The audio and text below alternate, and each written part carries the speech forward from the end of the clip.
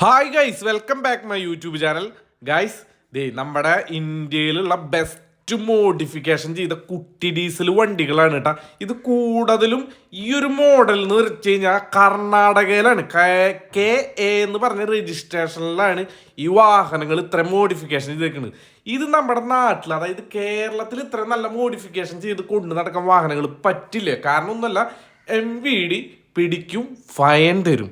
അപ്പോൾ ഇത് മൊത്തം, അതായത് ഈ വാഹനങ്ങൾ കർണാടക രജിസ്ട്രേഷൻ വണ്ടിയാണ് കേട്ടോ. അപ്പം ഞാനത് കണ്ടപ്പോണ്ടല്ലോ, സംഭവം എൻ്റെ ചെറുപ്പകാലത്ത് ഒരു 10ാം ക്ലാസ്സിലോ 7ാം ക്ലാസ്സിലോ ഒക്കെ പഠിക്കുമ്പോണ്ടല്ലോ, ഈ വക ഓട്ടോറിക്ഷകളോട് കൂടിയിട്ട് ഒരു ആരാധനയാണെന്ന് അന്നത്തെ പിള്ളേർക്ക്. ഒന്നുമില്ല, സംഭവം അത് കണ്ടു കഴിഞ്ഞിട്ടുണ്ടെങ്കിണ്ടല്ലോ ഒരു പ്രത്യേക ഭംഗി തന്നെയാണ്. ഈ ഒരു 10-20 ഓട്ടോറിക്ഷകളുടെ ഇടയിൽ ഒരു ചെറിയ മോഡിഫിക്കേഷൻ ചെയ്തിട്ടുള്ള ഈ ബജാജിൻ്റെ വണ്ടി ഉണ്ടല്ലോ, ഈ കുട്ടി ഡീസൽ എന്നാണ് നമ്മളതിനെ വിളിക്കുക. ഈ കുട്ടി ഡീസൽ കാണാൻ തന്നെ ഉണ്ടല്ലോ ഒരു എന്താ പറയുക, ഒരു അടിപൊളിയാണ്. അപ്പോൾ അതിലിപ്പോൾ യാത്ര ചെയ്യണതിൻ്റെ സുഖം പിന്നെ പറഞ്ഞാൽ തീരില്ല. ചെറുപ്പകാലത്തെ ഏറ്റവും വലിയ നൊസ്റ്റാളജിയാണ് ഈ കുട്ടി ഡീസലിൽ. അതായത് നമ്മൾ എങ്ങനെയെങ്കിലും പോയി കഴിഞ്ഞാൽ ഒരു ഓട്ടോറിക്ഷ വിളിക്കുമ്പോൾ ആ ഒരു സൈഡിലിരുന്ന് പോകുമ്പോൾ കിട്ടുന്നത്, അതും നല്ല ഓട്ടോറിക്ഷയിൽ നല്ല ക്ലാരിറ്റിയിലുള്ള പാട്ടും ഈ സബ്ബൂഫറും അതൊക്കെ വെച്ച് യാത്ര ചെയ്യാനുള്ള ഒരു സുഖം ഉണ്ടല്ലോ.